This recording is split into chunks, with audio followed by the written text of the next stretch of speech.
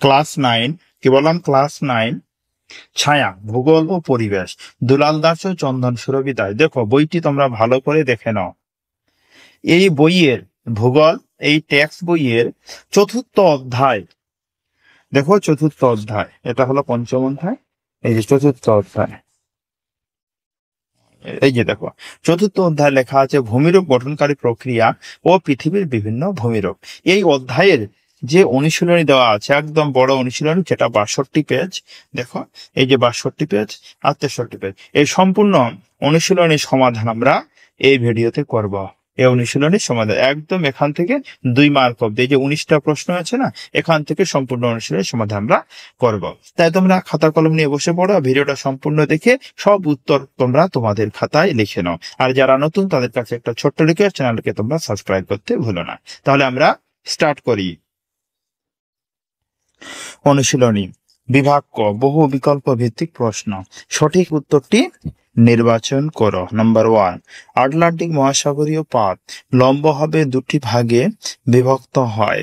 Carboniferous, number option B Cretaceous, number C Jurassic, number D Caledonian যুগে। Answer হবে option A Carboniferous. Number 2, ভারতের একটি আগ্নেয়গিরির নাম হলো বেরেন। এটার উত্তর হবে অপশন এ বেরেন। নাম্বার 3, পৃথিবীর আগ্নেয়গিরির সংখ্যা প্রায় 30,000, 60,000, 52,000, 50,000। এটি উত্তর করবে অপশন সি 52,000। তারপরে নাম্বার 4, ভ্যালি অফ 1000 স্মোক বলা হয়। ম্যাকেঞ্জি পর্বতকে, কাটমাই পর্বতকে, স্ট্রমলি পর্বতকে, না মাউন্ট পপাকে? উত্তর হবে অপশন ডি মাউন্ট পপাকে। তারপর নাম্বার 5, পেনজিয়ার প্রসারণ শুরু হয় 23 কোটি বছর আগে, 50 কোটি বছর আগে, না 62 কোটি বছর আগে? উত্তর হবে 62 কোটি বছর আগে। নাম্বার 6, পাকিস্তানের সল্ট রেঞ্জ একটি অবশিষ্ট পর্বত না আগ্নেয় পর্বত? এটার উত্তর হবে আগ্নেয় পর্বত। নাম্বার 7, পৃথিবীর উচ্চতম আগ্নেয় পর্বত হলো ফুজিয়ামা, না কটোপ্যাক্সি, না মাউন্ট হেলম? এটার উত্তর হবে option C Mount Helm. Number 8, নাচপাপা দক্ষিণ আমেরিকার অভ্যন্তরে প্রবেশের ফলে যে পর্বত গঠিত হয়েছে তা হলো ফুজিয়ামা, রকি, জাক্রোস, না আন্দিজ? এটার উত্তর তোমরা সবাই করবে আন্দিজ, অপশন ডি আন্দিজ হবে। নাম্বার 9, ভারতের লাদাখ মালভূমির উচ্চতা 3,850 মিটার, না 3,500 মিটার, 4,200, না 2,500?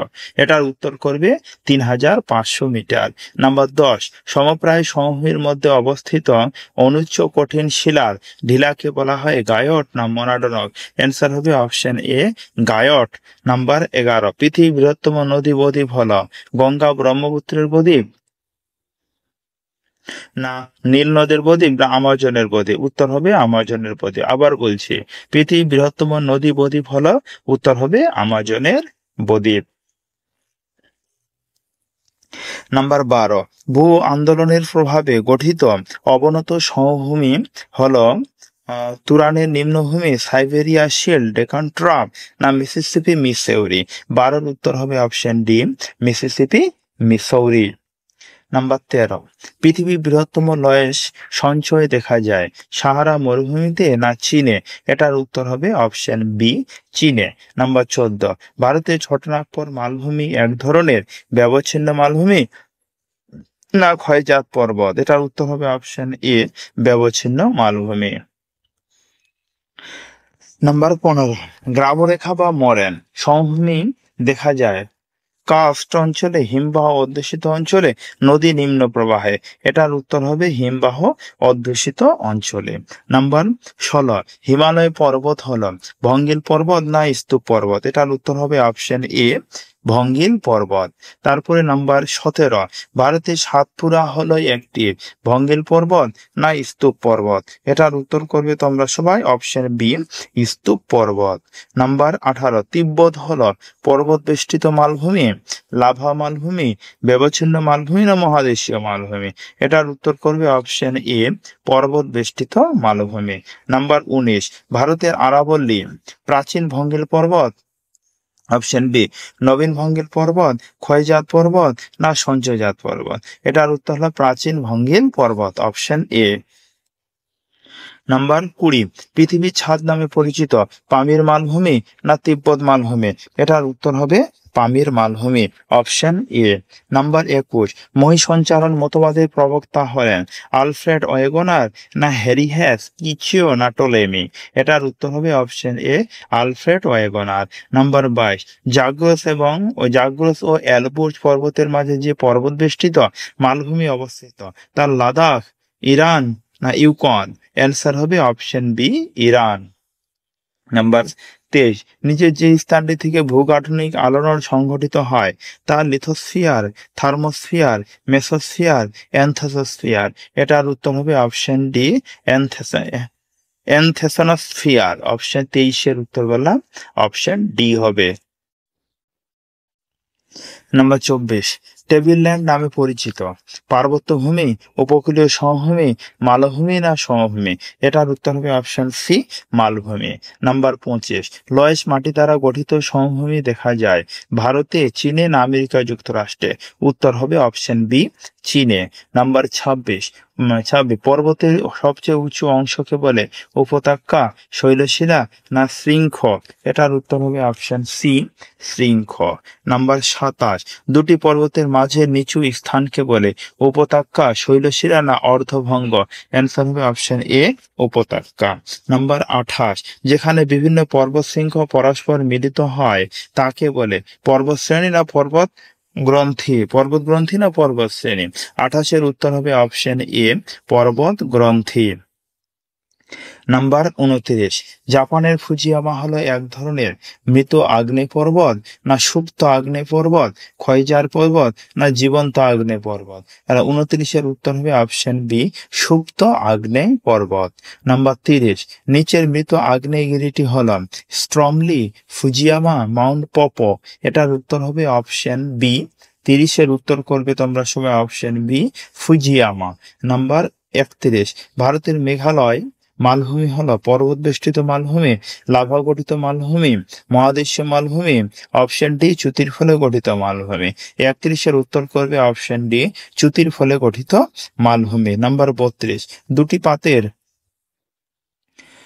দুটি পাতের অভিসারে সঞ্চালনের ফলে সৃষ্টি হয় ভঙ্গিল পর্বত, ক্ষয়জাত পর্বত, লাভা মালভূমি না পলি গঠিত সমভূমি?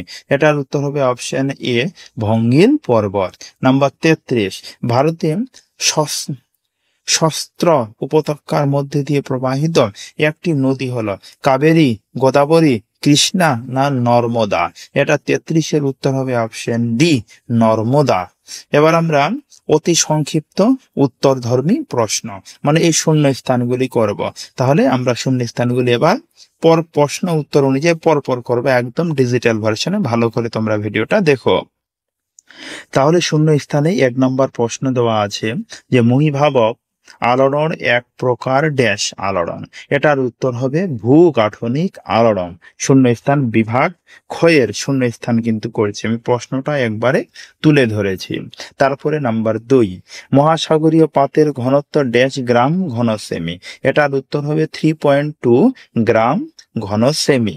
নাম্বার 3-এর শূন্যস্থান, ভারতীয় উপদ্বীপের পাতের ইউরেশিয়া পাতের অভ্যন্তরীণ প্রবেশের গতিবেগ বছরে ড্যাশ সেমি? অ্যান্সার হবে 5 সেমি। 3-এর উত্তর কত বললাম?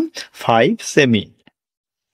নাম্বার 4, পৃথিবীর প্রাচীনতম ক্ষয়জাত ভঙ্গিল পর্বতটি হল ড্যাশ? অ্যান্সার হবে আরাবল্লী। কি বললাম? পৃথিবীর প্রাচীনতম ক্ষয়জাত ভঙ্গিল পর্বতটি হল ড্যাশ? উত্তর হবে 4-এর আরাবল্লী পর্বত। নাম্বার 5, শিলা ড্যাশ উষ্ণতায় গলতে শুরু করে? অ্যান্সার হবে 700 ডিগ্রি থেকে 1200 ডিগ্রি সেলসিয়াস উষ্ণতায় গলতে শুরু করে। নাম্বার 6, ভারতের দাক্ষিণাত্য মালভূমি ড্যাশ শিলা দ্বারা গঠিত? অ্যান্সার হবে আগ্নেয় এবং রূপান্তরিত শিলা দ্বারা গঠিত। আবার বলছি, ভারতের দাক্ষিণাত্য মালভূমি ড্যাশ শিলা দ্বারা গঠিত? উত্তর হবে আগ্নেয় এবং রূপান্তরিত শিলা দ্বারা গঠিত। নাম্বার 7, ইতালির ভিসুভিয়াস একটি ড্যাশ আগ্নেয়গিরি? অ্যান্সার হবে কি সক্রিয় আগ্নেয়গিরি। 7-এর উত্তর শূন্য স্থান লিখবে সক্রিয় আগ্নেয়। নাম্বার 8, পৃথিবীর উচ্চতম মালভূমি হলো ড্যাশ? এটার উত্তর হবে তিব্বত মালভূমি। নাম্বার 9, তিব্বত মালভূমির উচ্চতা ড্যাশ? অ্যান্সার হবে প্রায় 4500 মিটার। নাম্বার 10, জাগ্রস ও এলবুর্জ পর্বতের মাঝে ড্যাশ মালভূমি রয়েছে? অ্যান্সার হবে ইরান মালভূমি। আবার বলছি, জাগ্রস ও এলবুর্জ পর্বতের মাঝে ড্যাশ মালভূমি রয়েছে? অ্যান্সার হবে ইরান মালভূমি। নাম্বার 11, সমতল ভূমির ওপর উঁচু ঢিবিগুলিকে বলে ড্যাশ? অ্যান্সার হবে পর্বতশিরা বা শৈলশিরা। নাম্বার 12 নম্বর প্রশ্ন, ভারতের পূর্বঘাট পর্বতের একটি উদাহরণ ড্যাশ? অ্যান্সার হবে মাহেন্দ্রগিরি। 12 শূন্যস্থান কি বললাম? ভারতের পূর্বঘাট পর্বতের একটি উদাহরণ হলো ড্যাশ? অ্যান্সার হবে মাহেন্দ্রগিরি। নাম্বার 13, ড্যাশ পর্বতকে জীবাশ্ম ড্যাশ পর্বতে জীবাশ্ম দেখা যায়? এটার উত্তর হবে আল্পস পর্বত। আল্পস পর্বতে জীবাশ্ম দেখা যায়।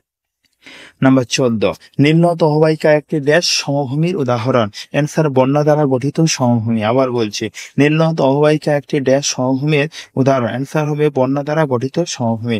নাম্বার 15, পৃথিবীর সর্ববৃহৎ পর্বত বেষ্টিত মালভূমি হলো ড্যাশ? উত্তর হবে কি পামির মালভূমি। তাহলে সম্পূর্ণ শূন্যস্থান কমপ্লিট হলো।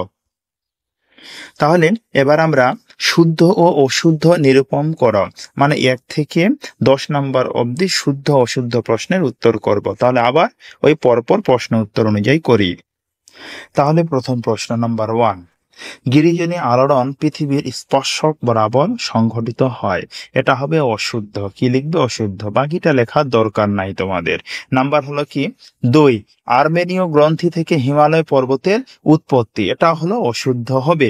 নাম্বার 3, ভঙ্গির পর্বত অঞ্চলে আগ্নেয় শিলার অস্তিত্ব দেখা যায় না? এটা শুদ্ধ হবে। 3 নাম্বার কি বললাম? শুদ্ধ। নাম্বার 4, 2006 সালে ব্যারেন আগ্নেয়গিরি থেকে অগ্ন্যুৎপাত হয়েছিল? শুদ্ধ হবে। নাম্বার 5, ইউরেশিয়া ও আফ্রিকা পাতের সংঘর্ষে উৎপত্তি হয় আল্পস পর্বতমালা? শুদ্ধ হবে। Number 6, the great rift valley প্রশান্ত মহাসাগরীয় অঞ্চলে অবস্থিত? এটা অশুদ্ধ হবে। 6 নাম্বার কি বললাম? অশুদ্ধ। নাম্বার 7, উত্তর আমেরিকায় হার্সিনিয়ান পর্বত প্রাচীন ভঙ্গির পর্বতের অংশ? অ্যান্সার হবে শুদ্ধ। নাম্বার 8, মৈভাবক আন্দোলনে ভঙ্গির পর্বত গঠিত হয়? শুদ্ধ হবে। নাম্বার 9, আগ্নেয় পর্বত অঞ্চল ভূমিকম্প প্রবণ হয়? শুদ্ধ। নাম্বার 10, ভূ অভ্যন্তরে আগ্নেয় পর্বত বা ম্যাগমা সঞ্চয়ের প্রক্রিয়াটিকে অগ্ন্যুৎপাত বলে? অশুদ্ধ হবে। তার 10 নাম্বার কি বললাম? অশুদ্ধ। এবার তাহলে শুদ্ধ অশুদ্ধ 10টা প্রশ্ন ছিল, উত্তর করলাম। এবার আমরা কি স্তম্ভ মেলায়? বাম স্তম্ভ ও ডান স্তম্ভ আমরা ম্যাচিং করব। প্রথমে নাম্বার 1, প্লায়া সমভূমি। এটার উত্তর হবে মরু সমভূমি। Number 2, black forest. এটার উত্তর হবে অবশিষ্ট পর্বত। ব্ল্যাক ফরেস্ট কি বললাম? অবশিষ্ট পর্বত। Number 3, barren. ব্যারেনের উত্তর হবে কি? আগ্নেয় পর্বত। ব্যারেন অপশন এ, আগ্নেয় পর্বত। নাম্বার 4, মহাকাল পর্বত। এটার উত্তর হবে স্তূপ পর্বত। ক্লিয়ার? তাহলে 6টি বাম স্তম্ভ ডান স্তম্ভ আমরা করলাম। এবার আমরা এই প্রশ্নগুলির উত্তর করব। 1টি বা 2টি শব্দে উত্তর দাও 1 থেকে 10 অবধি। তাহলে প্রশ্ন উত্তর পরপর আমরা ডিজিটাল ভার্সনে সাজিয়ে উত্তর করি। তাহলে লক্ষ্য করো যে প্রশ্ন উত্তর কি? নাম্বার 1, 1 নম্বর প্রশ্ন, একটি বহির্জাত শক্তির উদাহরণ দাও? অ্যান্সার হবে উত্তর নদী। নাম্বার 2, গ্রাবেন কোথায় দেখা যায়? অ্যান্সার হবে রিফট উপত্যকায়। নাম্বার 3, পেনজিয়া কি? পেনজিয়া হলো আদিম মহাদেশকে পেনজিয়া বলা হয়। একবারে সরাসরি উত্তর করে দিয়েছি আমি। নাম্বার 4, প্রতিসারি পাতসীমা কোন শ্রেণীর পর্বতে দেখা যায়? অ্যান্সার হবে কি 4-এর ভঙ্গিল পর্বত। নাম্বার 5, ভারতের একটি স্তূপ পর্বতের নাম লেখো? অ্যান্সার হবে কি মহাকাল পর্বত একটি স্তূপ পর্বত। তারপরে নাম্বার 6, এশিয়ার দুটি পর্বত গ্রন্থির নাম লেখো। 6 নম্বর, এশিয়ার দুটি পর্বত গ্রন্থির নাম। অ্যান্সার হবে হিমালয় ও ককেশাস। নাম্বার 7, একটি প্রাচীন ভঙ্গিল পর্বতের নাম করো। প্রাচীন ভঙ্গিল পর্বত, অ্যান্সার হবে আপালাচিয়ান। আপালাচিয়ান। নাম্বার 8, এশিয়ার পর্বত বেষ্টিত দুটি মালভূমির নাম লেখো। তিব্বত এবং ইরান মালভূমি। কি বললাম? তিব্বত এবং ইরান মালভূমি। 8 নাম্বার করলাম। নাম্বার 9, একটি মৃত আগ্নেয়গিরির নাম করো। অ্যান্সার হবে কিলিমাঞ্জারো। একটি মৃত আগ্নেয়গিরির নাম করো। উত্তর কি বললাম? কিলিমাঞ্জারো। নাম্বার 10, কি হচ্ছে মালভূমি? মালভূমি কি ধরনের মালভূমি? অ্যান্সার হবে অবশিষ্ট মালভূমি। কি বললাম? উত্তর অবশিষ্ট মালভূমি। তাহলে আমরা সংক্ষিপ্ত উত্তর ধর্মী প্রশ্ন মান 2। এবার বিভাগ গয়ে 2 মার্কের প্রশ্নগুলো উত্তর করব। মোট 1 থেকে 19টি প্রশ্ন আছে, পরপর উত্তর করি। স্টার্ট করি। প্রথম প্রশ্ন, গিরিজনী আলোড়ন কাকে বলে? উত্তর, ভূত্বকের আন্দোলনের ফলে পর্বত সৃষ্টি ও বিনষ্ট হওয়াকে গিরিজনী আলোড়ন বলে। নাম্বার 2, পর্বত কয় প্রকার ও কি কি? অ্যান্সার হবে পর্বত 4 প্রকার। নাম্বার 1 ভাঁজ পর্বত। নাম্বার 2 খণ্ড পর্বত। নাম্বার 3 আগ্নেয় পর্বত। নাম্বার 4 অবসাদ পর্বত। নাম্বার 3 প্রশ্ন, অভিসারী পাত সীমানাকে ধ্বংসাত্মক সীমানা বলে কেন? উত্তর, অভিসারী পাত সীমানায় এক পাত অন্য পাতের নিচে ঢুকে গিয়ে গলিত হয়ে যায়, তাই একে ধ্বংসাত্মক সীমানা বলে। নাম্বার 4 নম্বর প্রশ্ন, স্রস্ত উপত্যকা কাকে বলে? উত্তর, ভূত্বকের ফাটল বরাবর নিচে নেমে যাওয়া উপত্যকাকে স্রস্ত উপত্যকা বলে। নাম্বার 5, বাজাদা কি? 2 মার্কের প্রশ্ন এগুলো কিন্তু।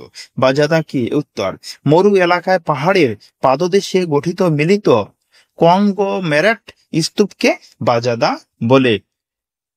নাম্বার এবার 6, লাভা মালভূমির বৈশিষ্ট্য লেখো। উত্তর, নাম্বার 1, আগ্নেয়গিরি অগ্নুৎপাতের ফলে গঠিত হয়।